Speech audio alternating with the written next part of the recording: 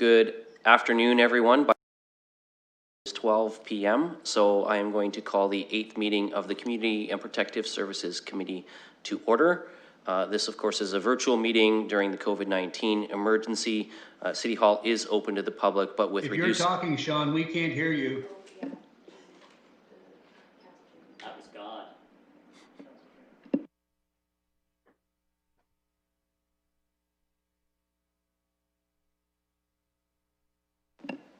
Can you hear me now? Okay, technical issues resolved. It being 12 p.m., I will call the 8th meeting of the Community and Protective Services Committee to order. This is a virtual meeting during the COVID-19 emergency. City Hall is open to the public, but with reduced capacity and physical distancing requirements in place. Meetings can be viewed via the live stream on YouTube and through the city website's eScribe service. The City of London is committed to making every effort to provide alternate formats and communication supports for council, standing or advisory committee meetings, and information upon request. To make a request for any city service, please contact accessibility@london.ca or call 519-661-2489, extension 2425. And to make a request specific to this meeting, please contact cpsc@london.ca. Committee members, we will start by looking for any disclosures of pecuniary interest. I'm seeing none indicated, so we'll move forward to the consent items. There are 4 items on the consent agenda. I've not been made aware of any items that members wish to have pulled. If you wish to have something pulled to vote on it separately, please indicate. Otherwise, we'll go to comments and questions on the consent items. Okay, seeing no request to have anything pulled, I will open the floor to questions and comments on the consent items. Oh, Councillor Van Holst. Thank you, Mr. Chair. I have a question about 2.3. So I'm kind of excited to see that we may be building some modular and stick homes. These are interesting kinds of things. I've looked at them before. I guess my first question is, why does civic administration need authorization to do this? I thought that the Housing Development Corporation could simply go forward with these kinds of things. That's what it was for. Mr. Cooper or Mr. Dickens, did you want to respond to that? Mr. Dickens. Thank you. Through the chair, I'll start answering this question, and maybe if Mr. Cooper wants to weigh in, he can. It's a very good question. Through our conversations with CMC and through any preliminary conversations we've had with the federal government, our indication has been that if we get council endorsement to pursue this strategy, that would open up conversation opportunities with the federal government to explore funding. So what we're bringing forward to you today is an ask to send us on our way to fulfill this strategy to pursue these development options. Thank you, Mr. Dickens. Councillor Van Holst, did you have a follow-up? Perhaps, but I'm certainly happy to move this item, Mr. Chair. It's pretty exciting to see that we may be building some of these items. Can I ask if where we are in terms of finding locations through you? Certainly, we'll look to Mr. Dickens for a response on that. Certainly, through the chair. Right now, we are working with our HDC partners, as indicated in the report. We do want to make sure we leverage parcels of land that we do have available to us. At this point, we understand that any development that we do follow the appropriate zoning process or rezoning process, public participation process. And in order to not contravene that process, we will not be making those locations public at this time. That's great. Well, this is good and exciting news. So thank you for bringing it forward. And I'll turn the microphone over to my colleagues, Mr. Chair. Thank you, Councillor Van Holst. Councillor Squire. Thank you very much through you, Mr. Chair. This is a great example of HDC doing, I think, something that we really want to see it doing.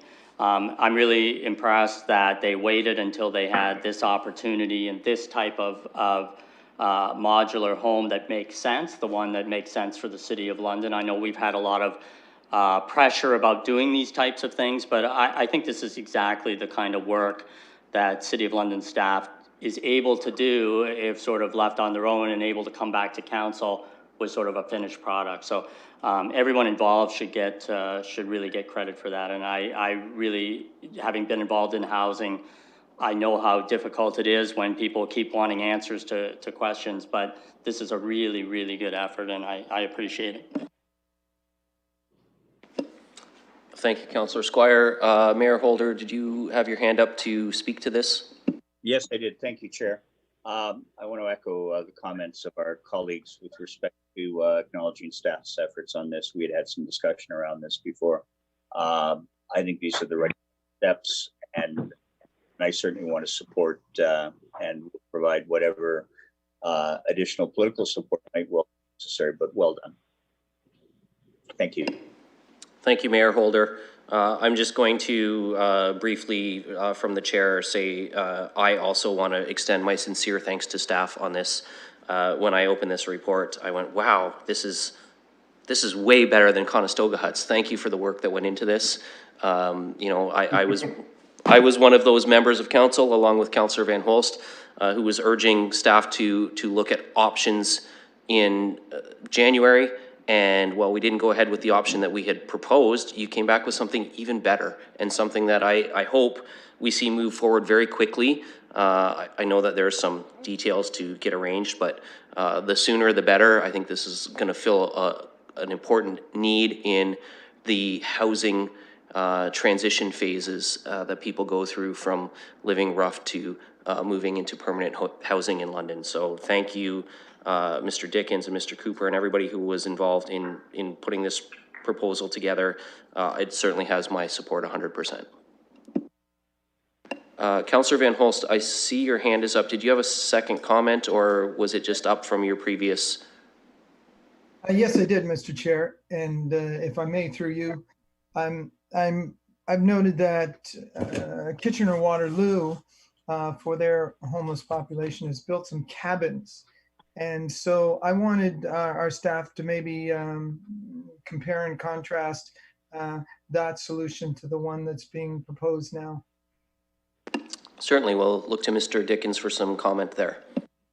Thank you through the chair. Certainly other municipalities have been looking at some interim options and certainly advancing some solutions in their own respective areas, and that's good to see. I think it helps the system in general.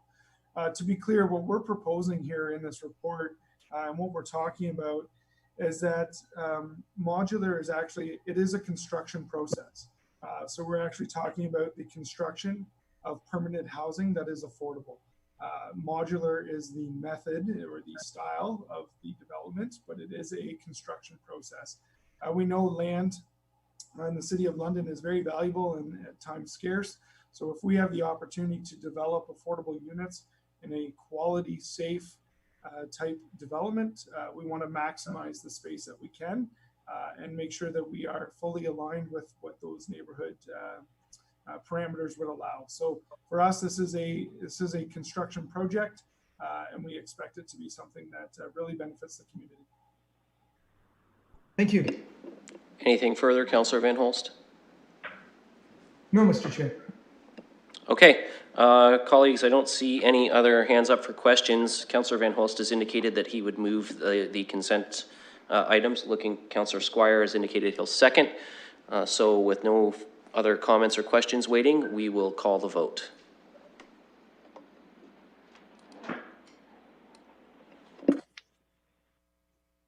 Yeah, vote on screen. I'll still call you just to... Councillor Van Holst. Yes. Councillor Squire. Yes. Oh, sorry, Councillor Salee, I missed you. I just saw you on the call list. Yes. Councillor Hillier, Yes. and Mayor Holder. Yes. And I also vote yes. Closing the vote, the motion carries 6-0.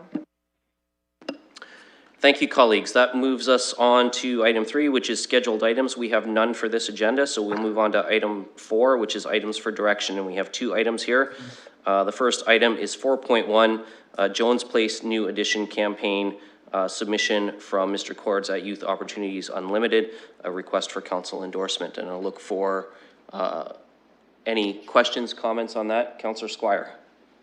I've read the material. First of all, Youth Opportunities Unlimited does very good work in the City of London, and I think we should be supportive of them generally. In this particular case, I'm always in support of people asking for money from someone other than the city. So I'm prepared to move that we support them in their ask of other levels of government. Thank you, Councillor Squire, and I believe the clerk may have some draft language prepared for that, so we'll give her just a moment. And I see that Councillor Hillier's ready to second that. We'll just wait for the language to become available. Do any other councillors or the mayor have questions or comments while we're waiting on our clerk? Mayor Holder. Thanks very much. This, because I so often agree with Councillor Squire, this is one of those where I absolutely do as well. And knowing the Smith family, Joan and Don, and this is named in Joan's memory, I would tell you what an appropriate facility. While you does exceptional work, as has been noted. But really, this is about looking after folks who are most vulnerable. And I think we've done this in a thoughtful way. I like the direction. I like the ambition of YOU in terms of this project. I wish them every success. I know I speak for council when I say that, because they consistently produce pretty impressive results, and it's impactful. This is about impacting our youth. So I'm not trying to buy time for the clerk to have that finalized, as much as I'm just trying to say, well done, YOU, and thank you very much to the Smith family and for all the volunteers and donors that were responsible for this to date. Thank you, Mayor Holder, and you bought more than enough time for the clerk to get the language up for us. I'm just going to ask our clerk to read it out so that members remotely can hear the language in the motion. That the mayor be requested to advocate the capital campaign of the Youth Opportunities Unlimited Jones Place New Edition to the provincial and federal governments. It being noted that the communication from S. Cords Youth Opportunities Unlimited with respect to this matter was received. Okay, everybody's clear on what we're voting on, and I don't see any. Oh, Councillor Van Holst, you have your hand up. Thank you very much, Mr. Chair. I just want to make one other comment, and that's to congratulate Youth Opportunities Unlimited for the great amount of fundraising that they have already done on themselves. We realize that this is coming to us partly because of the COVID situation, but I think we shouldn't ignore how well they've done raising money, and I think the reason for that is the great confidence that the community has in the work that they do. So, thank you. Thank you, Councillor Van Holst. Seeing no other questions or comments, we will put this to the vote.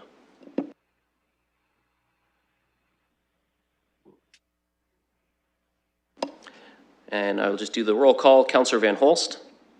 Yes. Councillor Salee. Yes. Councillor Squire. Yes. Councillor Hillier. Yes. Mayor Holder. Yes. And I also vote yes. Closing the vote, the motion carries 6-0. Okay, colleagues, we are moving on to item 4.2. We had a communication from resident D. Johnstone with residential video surveillance concerns. I think the resident outlined their concerns in their particular circumstance pretty thoroughly in their communication to us.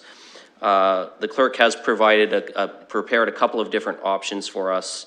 You know, obviously we can receive this, we can refer it to staff, we can refer it to staff with a delegation status to be granted at a future meeting. We don't necessarily need to grant the delegation status to refer it to staff, so there are a variety of options here. But I'm going to open the floor to some questions and comments for discussion, and then we'll go from there. And I'll start with Councillor Squire. Oh, sorry, I got you on the list next, Councillor Salee.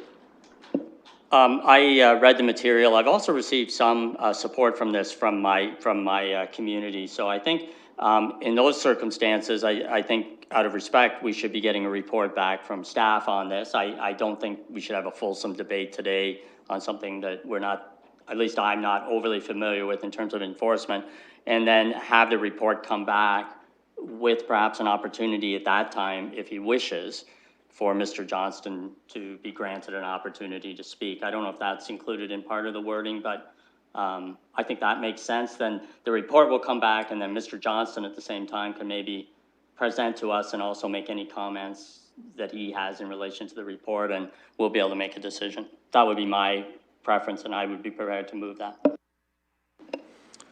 Thank you, Councillor Squire. Councillor Salee.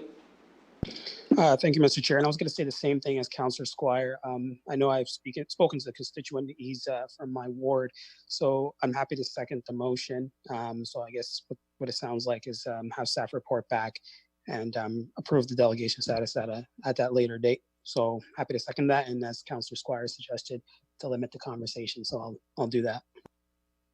Okay, and Councillor Van Holst.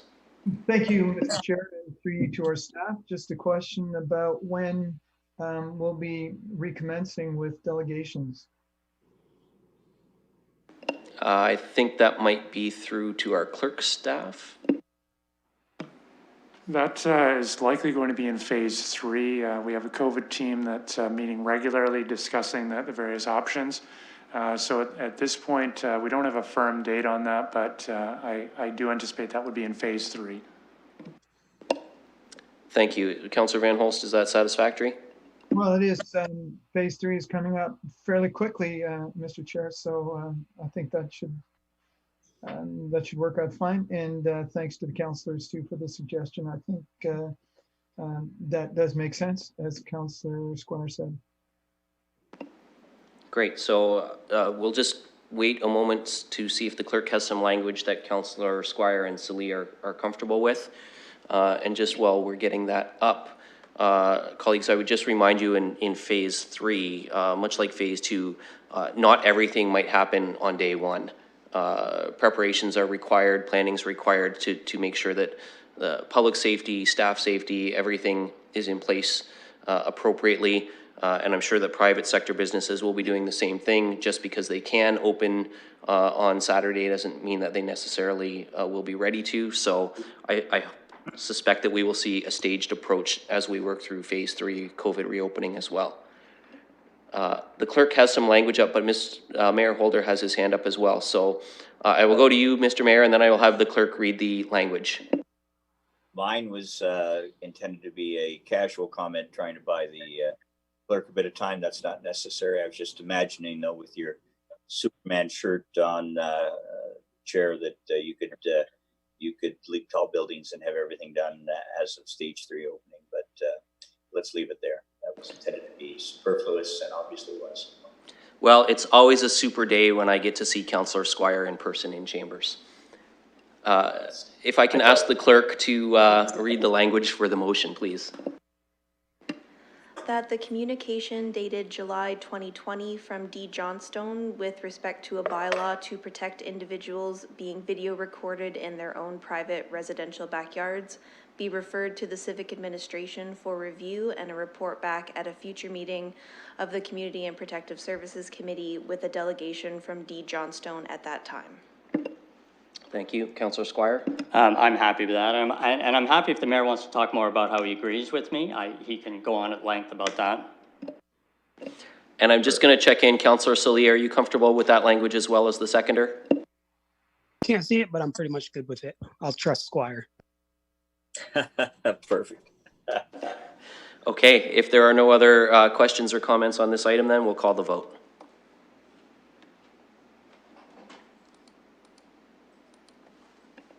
Councillor Van Holst. Yes. Councillor Salee, Yes.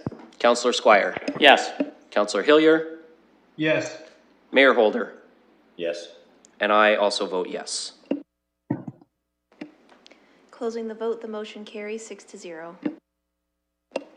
Okay, moving on the agenda, we have the deferred matters list.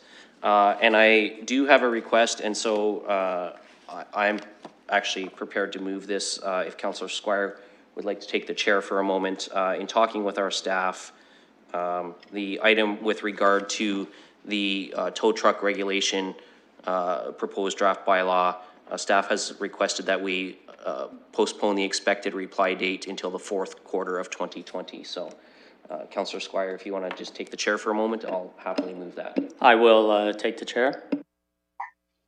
Go ahead, Mr. Chair. Thank you, Mr. Presiding Officer. So, colleagues, I'm just going to move that the deferred matters list item with regard to tow truck regulation be updated to a requested date of Q4 2020. Any, somebody prepared to second that? Councillor Van Holst is seconding that. Any questions or comments on that? Councillor Van Holst? Yes, thank you. So perhaps a comment through you to our staff for the reasons for the delay. Because this is quite a concern. I know there's some fraudulent claims being made by tow truck drivers. Something that we certainly want our citizens to be aware of. So I would have preferred that we see this in earlier in the year in Q3, but so perhaps we could have a comment from staff on why this needed to be pushed back and what we might be able to do in the meantime. I think Mr. Katolik is on the line. Yes, through the chair. A few weeks ago, the Premier announced a multi-ministerial provincial task force with respect to towing in Ontario, and the chair of the task force has already consulted with civic administration on this, and they are moving quite quickly with meeting with industry, civic administrations, with municipalities, with police services across the province, and we'll be proposing regulations in late August and September. And that is the reason we're asking that we hold off on any draft bylaw approval to ensure that anything that we recommend is in line with provincial regulations, recognizing that towing is a cross-jurisdictional issue. And right now we are seeing in London, Toronto tow trucks towing, and those are the individuals that are causing some issues in London. We will be consulting with our communications office to issue some public service announcements in terms of consumer protection and towing. Thank you very much, Mr. Katolik. Anything further, Councillor Van Holst, and then I'll go to the mayor after you're done. No, Mr. Chair, that's fine, although except for to say that was a great answer. I like that. That's one of my favorite answers of all time. So it's good to see that the province is moving on this. Things are going in the right direction. So a reason for a delay, that is a great one. Thank you. There you go, Mr. Katolik. Made your day. Mr. Mayor? Thank you, Chair. I think Mr. Katolik responded thoughtfully when he said there are challenges with certain out-of-town operators. And I'm mindful when, because words matter, and we know this, when the councillor in good faith said that there are certain towing practices that are not appropriate. I get that. I don't want Londoners to be left with the impression that our local tow truck operators engage in such practices. Having said it, I think the true answer is we don't know who does or doesn't. But when we receive the report back fourth quarter, I think that will clearly align the expectations of council and our citizens as well in trying to find the appropriate balance. So just wanted to add that as a comment. Any other questions or comments before we call the vote? Seeing none, I'll call the vote. I think it's been moved and seconded by Councillor Van Holst. Councillor Van Holst? We're voting? Yes. Councillor Salee? Yes. Mr. Chair? Yes. Councillor Hillier? Yes. Mr. Mayor? Yes. And I vote yes. And I will turn the chair back over to the presiding chair. Thank you, Vice Chair, for taking over on that one for me. We'll just let the clerk announce the results of the vote there. Closing the vote, the motion carries 6-0. Okay, colleagues, that concludes the items on our agenda for the public session. We do have a confidential item, so those watching at home, we will be going in camera. The video stream will stop. This is a confidential matter, 6.1, solicitor client privilege litigation, potential litigation is the reason that we're going in camera. It's a matter pertaining to advice that is subject to solicitor client privilege, including communications necessary for that purpose, litigation and potential litigation, and directions and instructions to officers and employees or agents of the municipality with respect to the construction, contract, and construction of the East Lions Community Center. So colleagues, I'll just ask everyone to stand by as we get the video streams shut down and shuffle the appropriate staff chairs so that we have the right officers of the corporation in camera with us. So to do that, we need a motion to go in camera. Moved by Mayor Holder, seconded by Councillor Van Holst. We'll call the vote. Yes. Yes. Councillor Van Holst. Yes. Councillor Salee. Yes. Councillor Squire. Yes. Councillor Hillier. Yes. Mayor Holder. Sorry, you're on mute, Mayor. Apologies. Yes. Thank you. I could read your lips, but for the clerk's sake, we needed to get you on audio. And I also vote yes. Closing the vote, the motion carries 6-0. Okay, colleagues, we'll just get everything, the live stream shut down, the staff chairs shuffled, and then we will resume with the last item on the agenda.